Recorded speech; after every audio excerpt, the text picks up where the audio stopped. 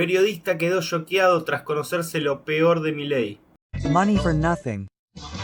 Well, the latter was from the person in charge of the Agrarian Federation today, the head of the Agrarian Federation. Later we'll go into the things she said. The meeting with Milei was tremendous. All they asked her was, I don't know, let's see. Milei was naked about the countryside. Well, nothing new, not only about the countryside, but anyway. When a Minister of Economy starts a tweet saying, no problem, yes. Well, hold on to your pants because there's a problem. Mrs. Colo, hello Colo. The government really messed up the economic landscape, but it's horrible. Bad practice, let me say. Alejandro Vanoli told me the same thing on the radio today. Bad practice. Oh, I didn't hear him. But you know why? Because I'm not going to try not to be technical, to put it down to the Mayan way. The government got tired of saying, the economy is growing because the GDP is growing.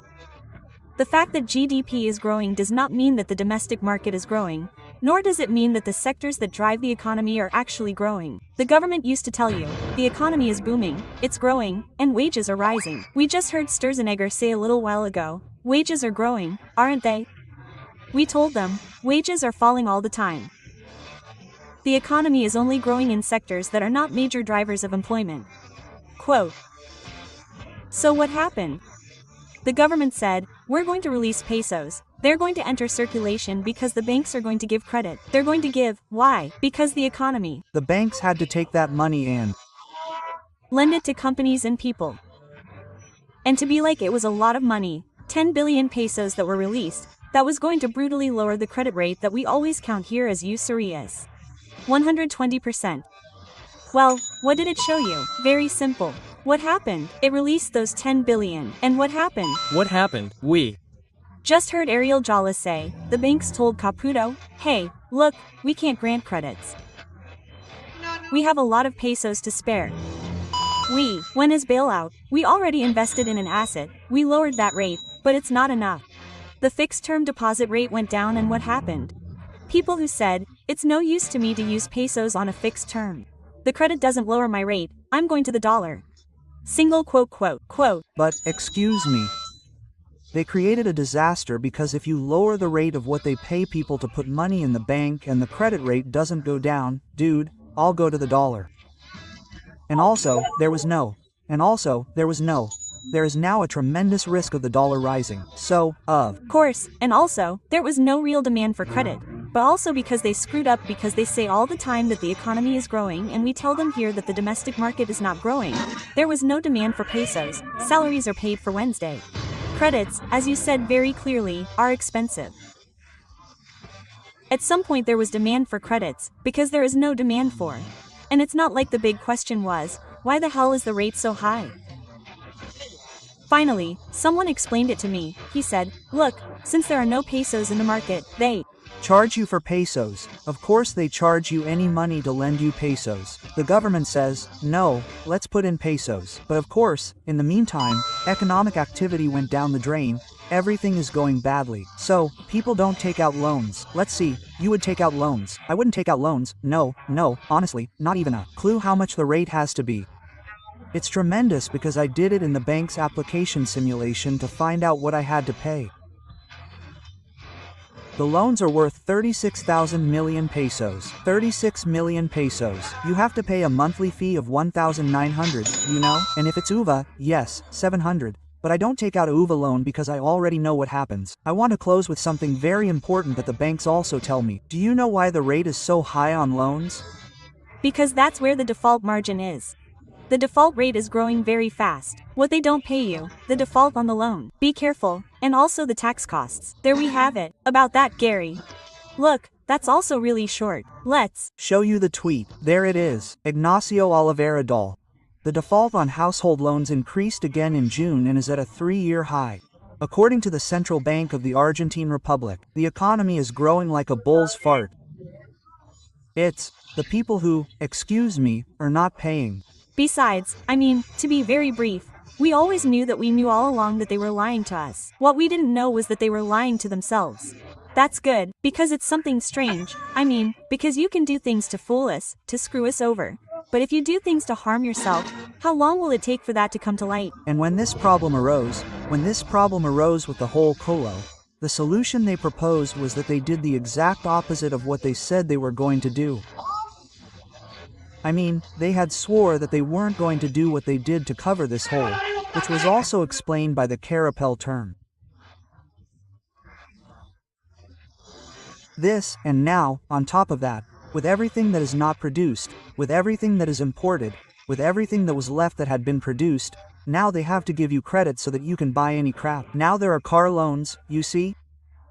The dealership goes directly to a Banco Nación link page and the dealership grants you credit directly. Be careful. That loan with a fee that I think is 30% is a very good loan. Hurry up. Because if it's not 120, well, but to be able to apply for the car you want. Right? You have to be able to. Hey. But if you can buy it, it suits you. I want to try it with a BMW finally. Colo, I want to ask you where the obstacle is in a country where we know that from day 10 you can consume, where there is less and less employment and they close factories. Where is this government's trap? Where is that trap that some people fall into by showing wonderful numbers? Let's see, the government has a single plan, which is to have the lowest possible inflation from now until October. In that objective, in my opinion, the government is making a mistake. The government believes today, in this context, that if it lets the exchange rate rise, which is what our economic matrix needs to gain competitiveness and export more, a higher exchange rate is needed. The government tells you, no, because everything will go up in prices. No. What we are seeing, and this is a debate, in March the dollar rose very sharply and inflation was very high. Do you remember? 3.7%. Food prices flew by 5.9%. However, in April when the dollar rose again, inflation fell. Why did it fall? And I am talking to many companies, they are not selling. So, today a jump in the exchange rate does not necessarily automatically change everything to prices. They go a month, they try it, then they see that they are not selling and it goes down again. So Caputo is convinced that there is going to be a striking jump. So, that is why he does not want to touch it, he does not want prices to reach 100. Yes, of course. That is why he prefers to do what Pablo was saying, which well, I did not explain so as not to confuse what he did today, why we are talking about this. Because the government said, the banks are not giving credit, give me all your pesos, I will absorb them again, my dear. I will give you an interest rate that is double inflation. Quote, 47%. Look what Malatin tells him. He tells Carnot, right? Who is the one who announced the result? Quote, they busted you, Carnot, you're already a machine in 89. That's tremendous, he said. I remember that. Pablo Machina Carnot from 2025. Calling to paint the picture of you celebrating the 12,000 sticks in the background. BU, do you remember the machine on the 8 in 90? But yes, in 90, but... What I think here is that we are at the gates or already going through an economic depression from which there is no return. Here in order to maintain a number that is fictitious because it is back resting on the retirees who march on Wednesdays, the young people who have to leave college to work, the merchants who close. We have no consumption, we have no employment, we have no type of economic activity that is picking up. So, I think that be careful that the race to October to keep a low number does not make everyone else say, and the truth is, man, it doesn't help me at all that the price is low or that the price don't raise it so much if I can't buy it. So I wouldn't be so confident, Toto. You're so confident that you act like a cool champion, shopping and everything you do. I wouldn't be so confident, because all you see in people is an accumulated and growing anger, of not being able to treat yourself. They couldn't do it. They couldn't do the shopping like they used to.